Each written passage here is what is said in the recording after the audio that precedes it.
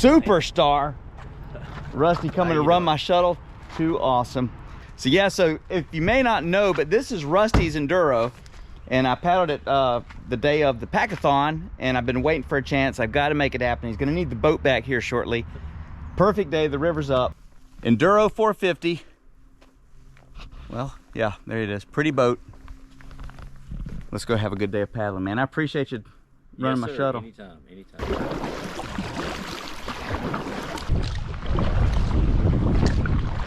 I'm about a quarter mile into it, and the beginning of the stretch is some flat water, and that gives me a good chance to kind of paddle it quickly. I was getting up to 5 miles an hour, no problem, and there's very little current here.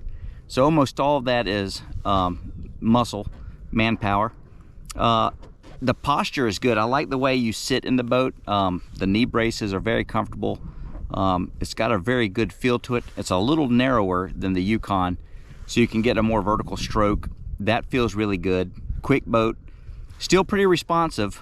Not the ultimate speed demon, but it's only a 14.5 foot, 15 foot boat, and the rocker profile and the ability for it to do pretty well in moving water is going to reduce the speed on flat water. So I'd rather have that little maneuverability and a little slower into flat water. For the trips I do, if you're only on open water, you may want a less rocker, faster boat. It's just up for you to decide. But so far so good. I could do a trip in this boat.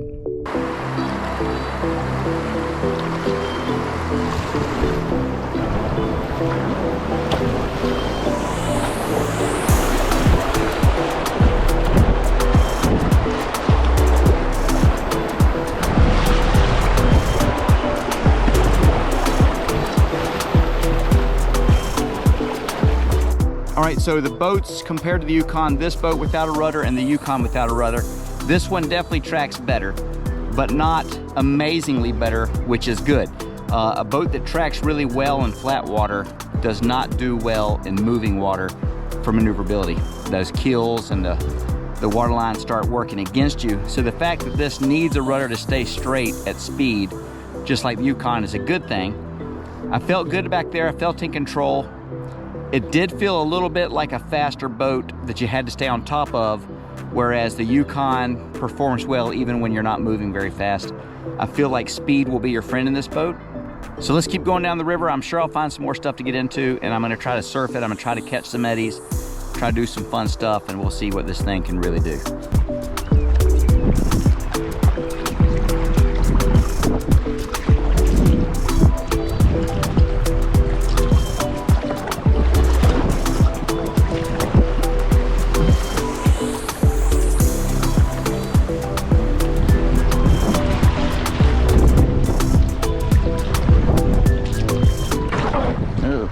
Well, there it is, Rusty.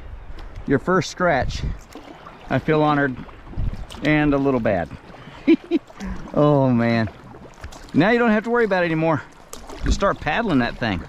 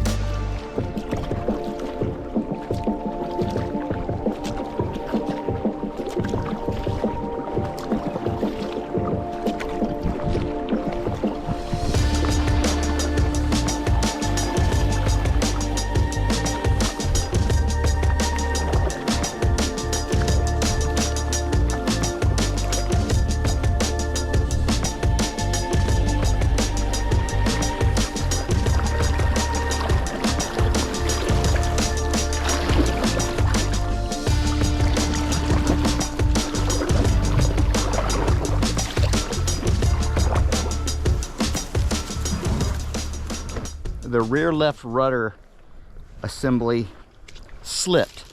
And I think it's this weird knot they have tied here at the rear, as you can see. This one's really tight, and this one, I think it started slipping on me, so I'm gonna revisit that, see what that's all about. Not a big fan of exactly the way they got that tied. I had to do some adjusting inside, which isn't optimal. It seemed to grab over a little bit of time there, but not a fan of that knot. That's weird. But that's an easy fix. So I'll be looking at that real quick to tighten that back up a little bit. Okay, and another difference between this and the Yukon maintains boat control if you're going fast or slow in current or in slow water. This boat, I can feel the need for speed. It wants to go fast, and I think it needs that speed to stay in control. I don't think it's gonna like it when I go slower than the current at all. I'm afraid it's gonna start blowing me out, washing out the stern, and I'm gonna lose my boat angle control on that. So I'm gonna be a little bit intentional in these rapids we have coming up of slowing it way down right in the meat of the rapid, just to see if it just completely does its own thing and I lose control, or if I can manage it like the Yukon.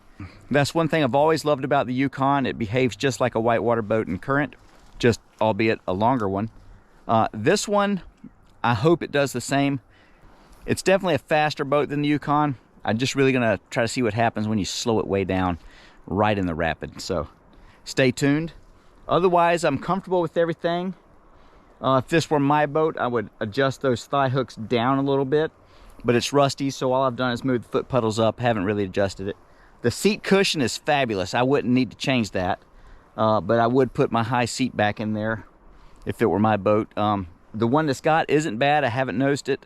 It's just, I can tell on a very long day, 8, 10, 12, 15 hours of paddling, you're gonna want some back support, where this one's a little more performance oriented, like the stock Yukons, but that's another easy fix. So, all in all, so far so good.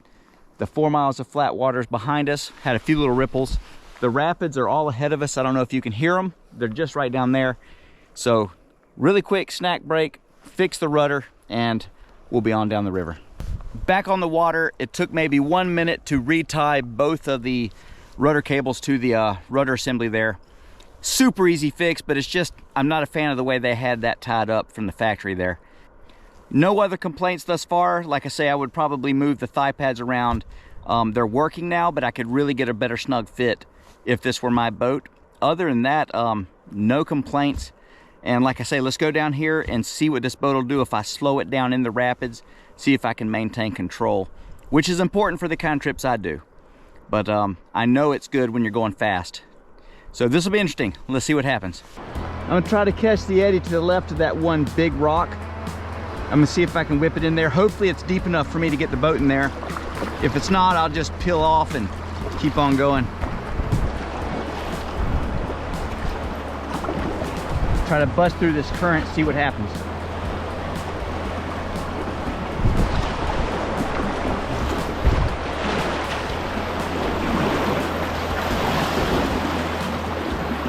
All right, so I cannot get into the eddies like I can with the Yukon, but it goes right through the current and still pretty nimble.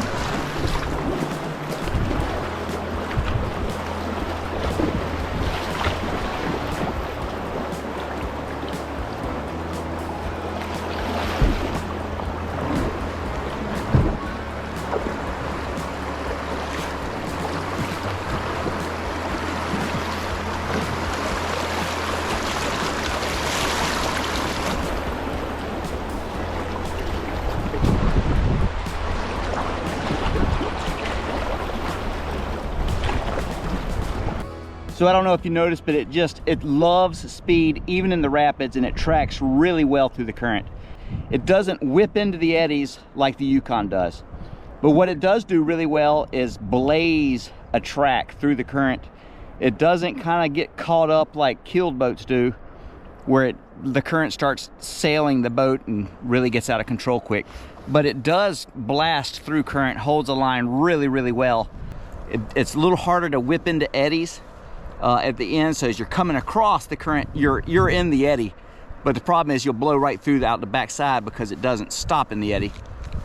It's all design compromise, and what it's able to do well is it has to give up on the other side, and that's the same with the Yukon. They're kind of a little bit of complementary boats, but they're still kind of close to the same point on the scale of maneuverability for a touring boat. Still a great boat. But I'm gonna get into some more down here and we'll see what happens. I think I might try this out to try to go through it slow and see if I can remain in control here. See what happens.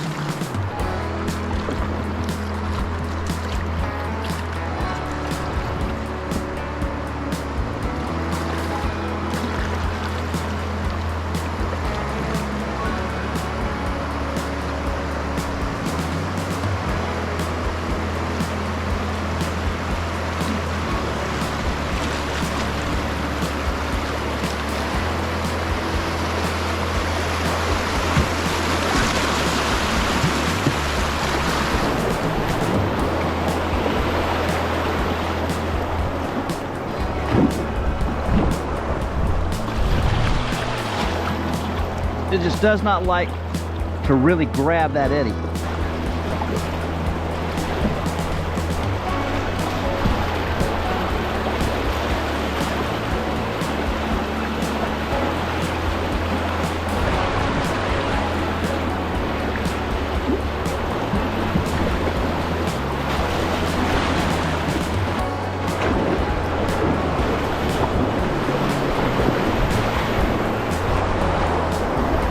There it is.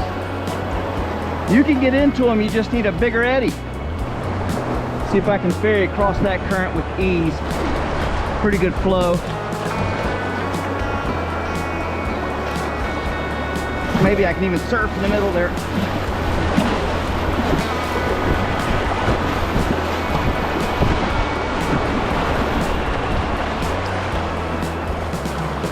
Yeah, so it handles current really well. But it does like to go fast. I'm gonna see if I can get out in the middle of that and surf, facing upstream, right in that trough. See what happens.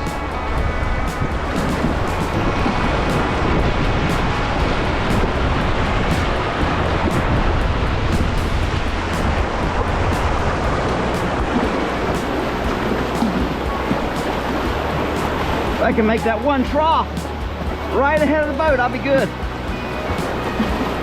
A little further. Come on, Betsy. Come on. There it is. Oh, yeah.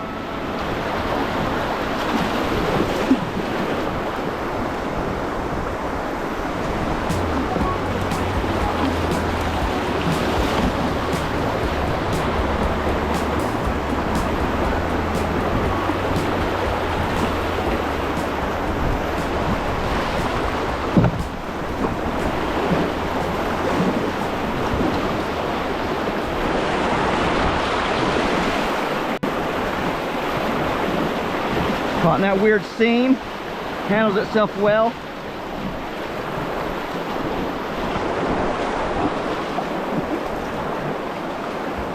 I'm gonna do a peel out, head on down river.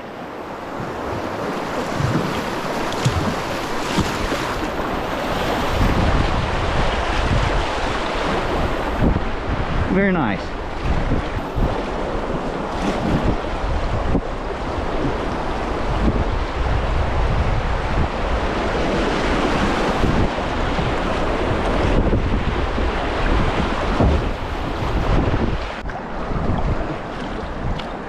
So I'm going to try to get in this next eddy behind these rocks so I can get a clear line of sight to make sure there's no wood in there, and then we'll see if we can run it.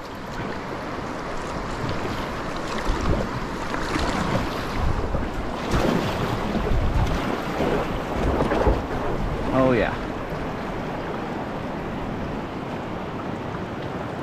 It's all clear. Let's give her a go.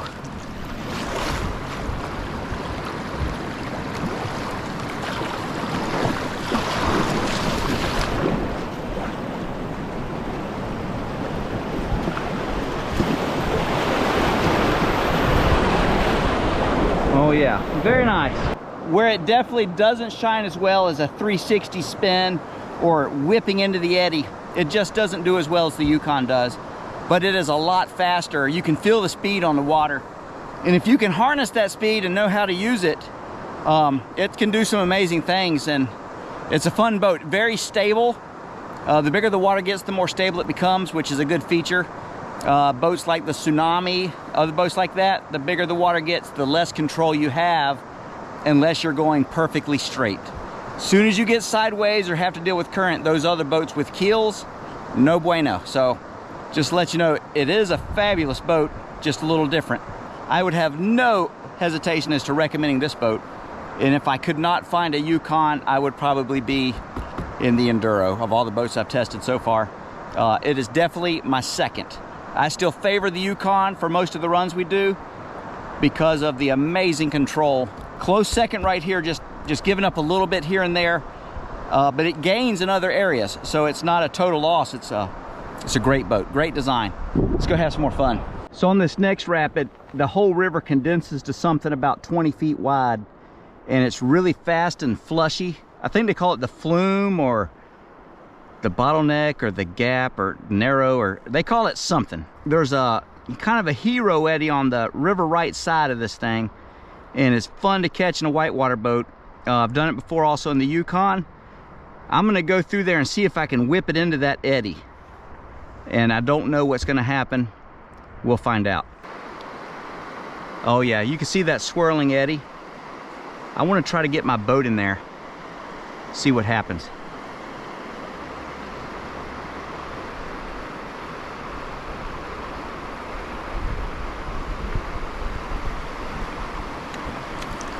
I'm gonna have to dip my nose in there and let the eddy water take it up and wash the backside around.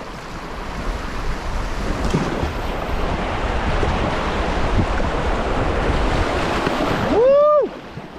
Yeah! Caught that eddy.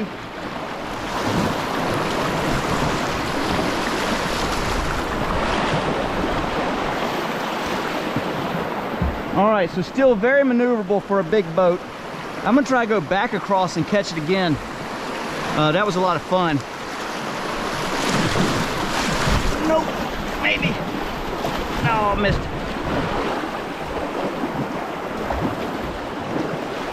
Missed it.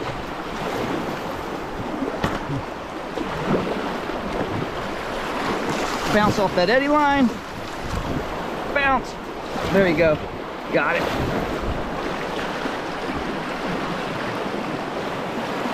Ferry back across. I'm gonna try that again from the other side.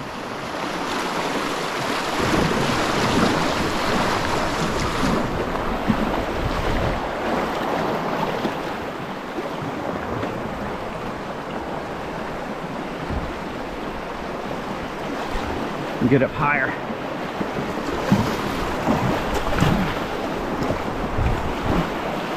Yeah. Phew. Very nice.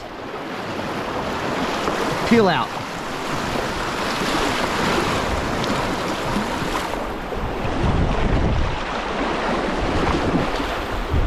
Lots of fun. Pretty good boat, guys. You just have to work for it a little bit, and you got to learn how to use the boat to do what you're trying to do. This is going to be like the whitewater boat with edges or without edges concept. The boat designer here will do some amazing things. You just have to learn how to let the current do them for you. And the more current you have, it kind of does it easier. This one, the bigger the water, when you start using those boat designs, it really starts snapping into the eddies, snapping out of the eddies, and you just have to learn how to use it. Fun boat. I like it. I do like it. Adventure Steve, this one's for you, buddy. I'm gonna go just to the right of that hump. No, I'm gonna try to bust into that eddy.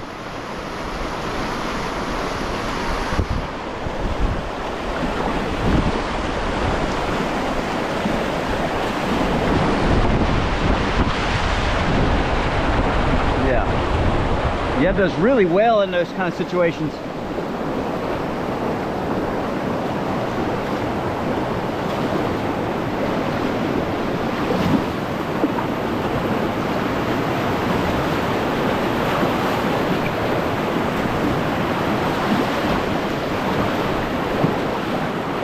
So as you notice, it's harder for me to straighten out. Once I start making those ferries, it's hard to straighten out to surf. And that's the design of the boat. It just rides that ferry all the way across. The Yukon straightens out a lot easier. See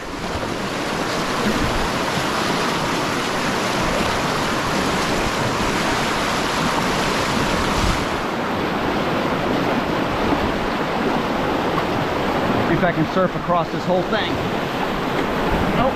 Once it goes, it goes. Come on. There we go.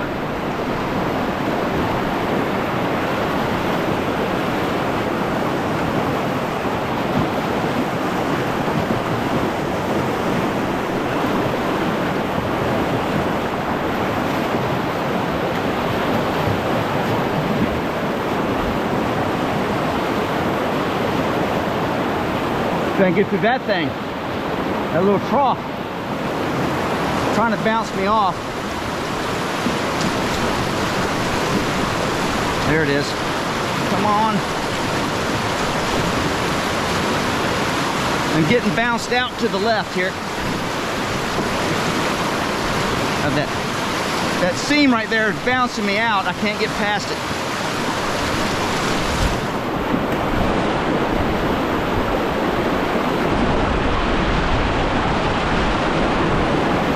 Oh yeah, that's pretty smooth, guys. Really smooth surf.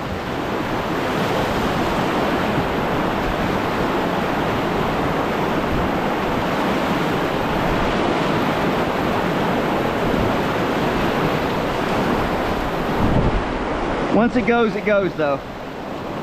But when you're in there locked in, it's pretty smooth. Just real slow into this one.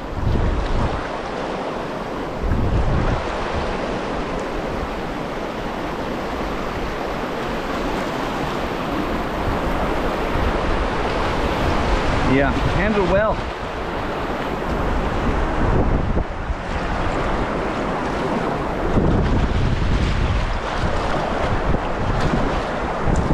So those last minute corrections like that are definitely a little harder. But when you got it on track and you're going where you want to go, it's kind of hard to beat. This thing just knifes through the river.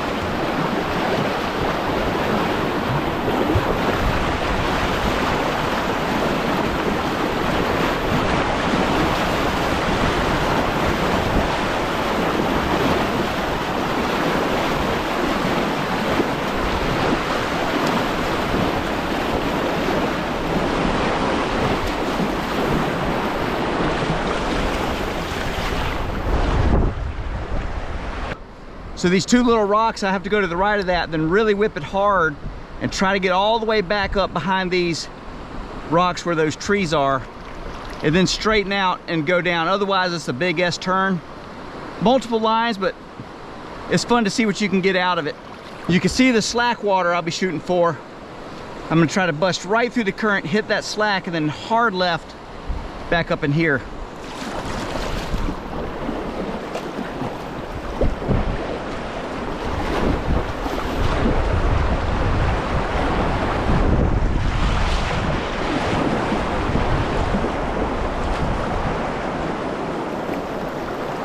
Easy peasy.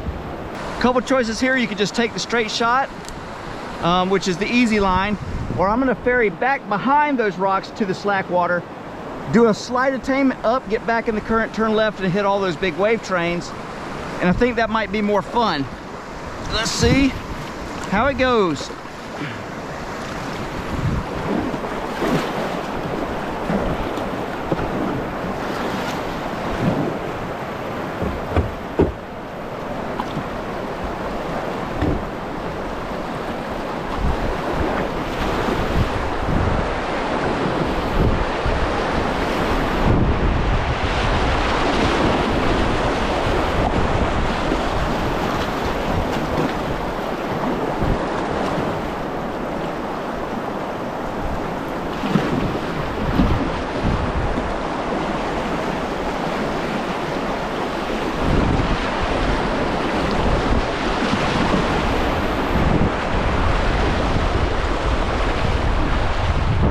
Very well, and a lot drier than a Yukon. I'd have taken a chest full of water in my Yukon on those.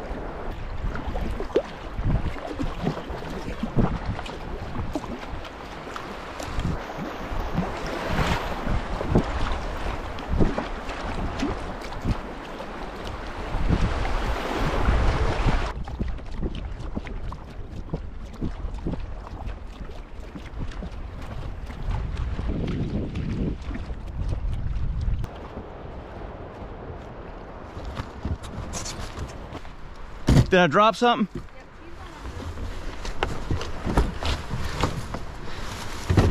Oh, thank you. My GoPro thingy. What's your name? Kira. Kira, thank you. Do you want to be famous? No.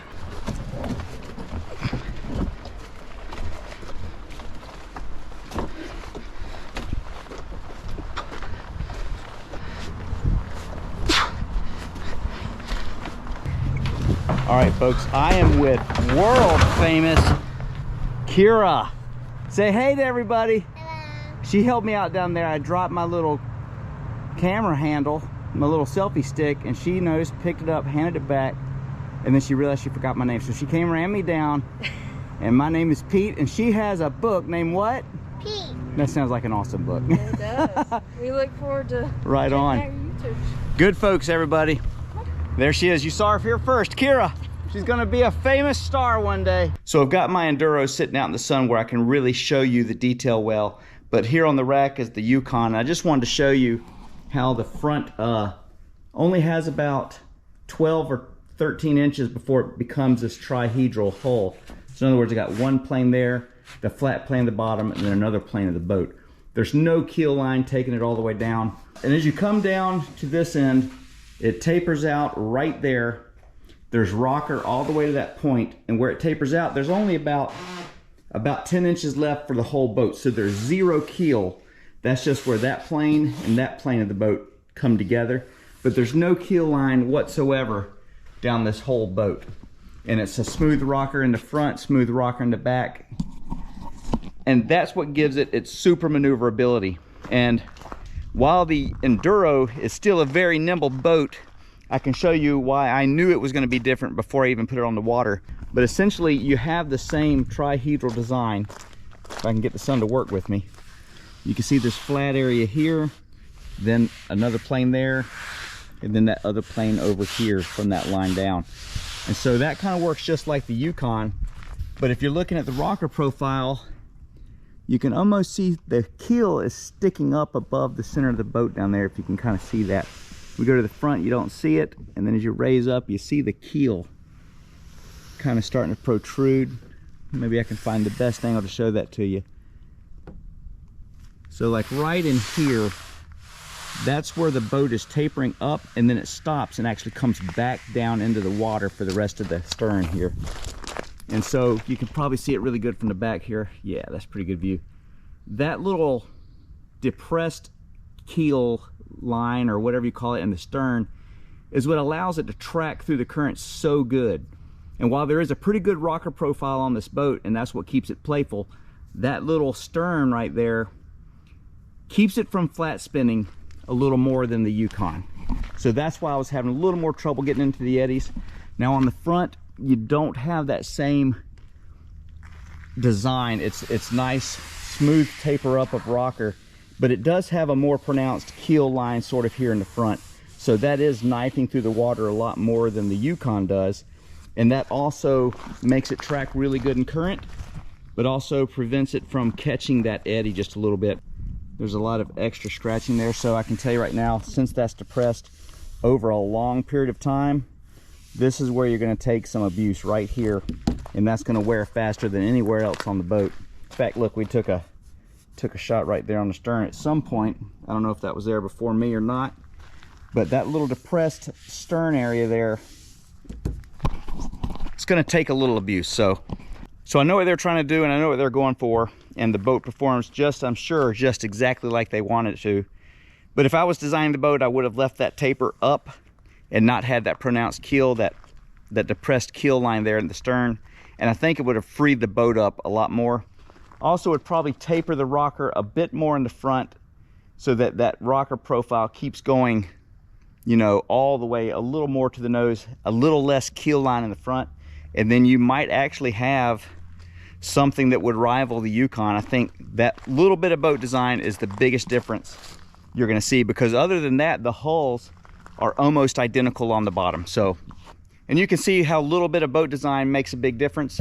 And still a phenomenal boat. And this hull design, this trihedral hull, is why I love the Prijons.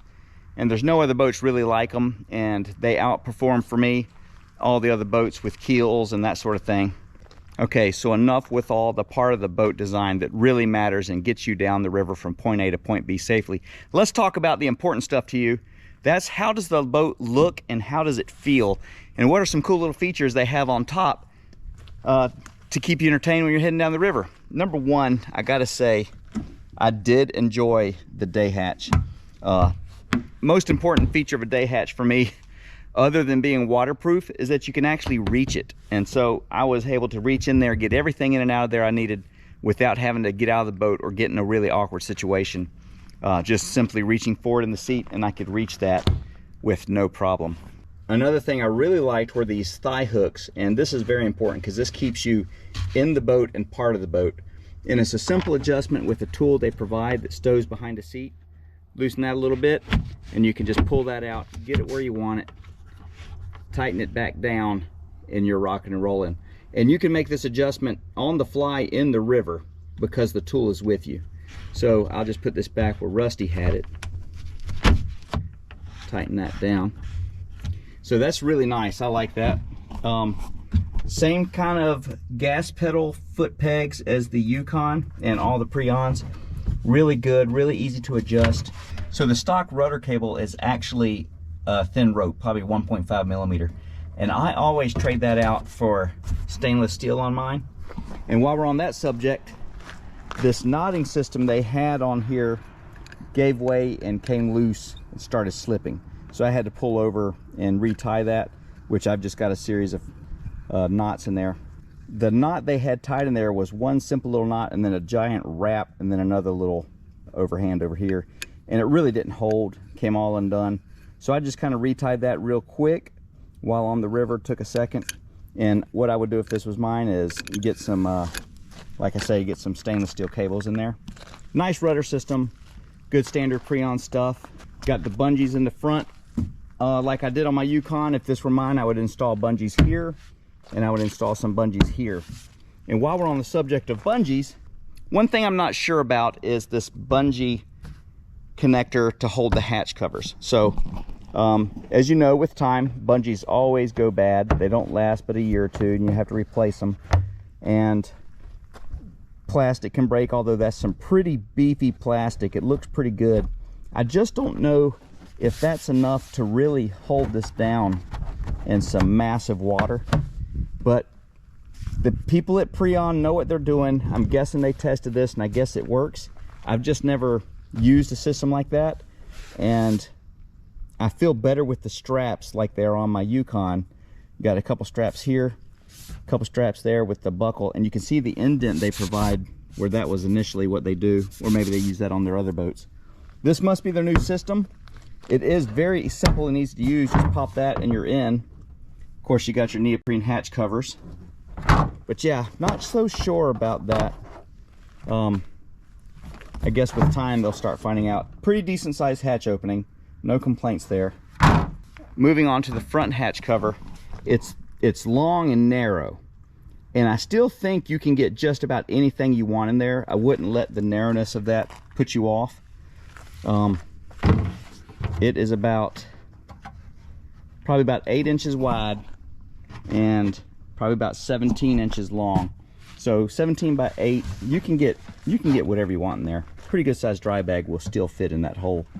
But a lot of storage up front, a lot of storage in the back. So got a good space behind the seat and a little bit up there in front of the pedals, so you won't have any trouble finding a place to put your gear in this boat.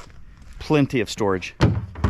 So this is the old seat arrangement in my Yukon. It's basically the same Prijon seat pan, and this giant combing piece is what the seat attaches to, and the bolt goes down from the top all the way down into all that. But on the Enduro, they have a new system with just this piece of angle, and I guess that allows for a lot more travel, and the seat can go back and forth, I'm assuming. I haven't messed with it, but I did feel the seat shifting. See how that moves? There's a lot of movement in that seat, and a couple times when I was paddling I felt the shift of the seat. So not as big a fan of that. My Yukon seat does not move or shift like that. Over time I wonder how that would hold up. Just a question. It's their new system. I'm just not sure. I'm not sure I like it as much. The Enduro has a pretty high deck right here, and it's also, the seat is back further on the boat. The Yukon seat is further up. So with that cockpit back further, it gives your bow a time to kind of get up and over the wave. So it's a much drier experience. I wish the Yukon was a little drier. So that's the Prijon Enduro 450. Awesome boat, handles very well. I've not tried the 380. The 380 is only like 12.5 feet long or something like that. So we don't usually take those length boats out on our trips. We're in the 14.5, 15 foot range. This one's 14 foot 10. So that's right in the pocket for where we're gonna be. So the question remains, would I take this over the Yukon? I would not. I would still take my Yukon for a variety of reasons, but mostly the performance of the Yukon in Whitewater. I just don't think you can beat it still yet in a boat. It kind of does what no other boat has done before or after, and it's still pretty fast. It's just an amazing marvel of boat engineering technology. This also is a great boat, but I'll stay with the Yukon. Thanks for watching.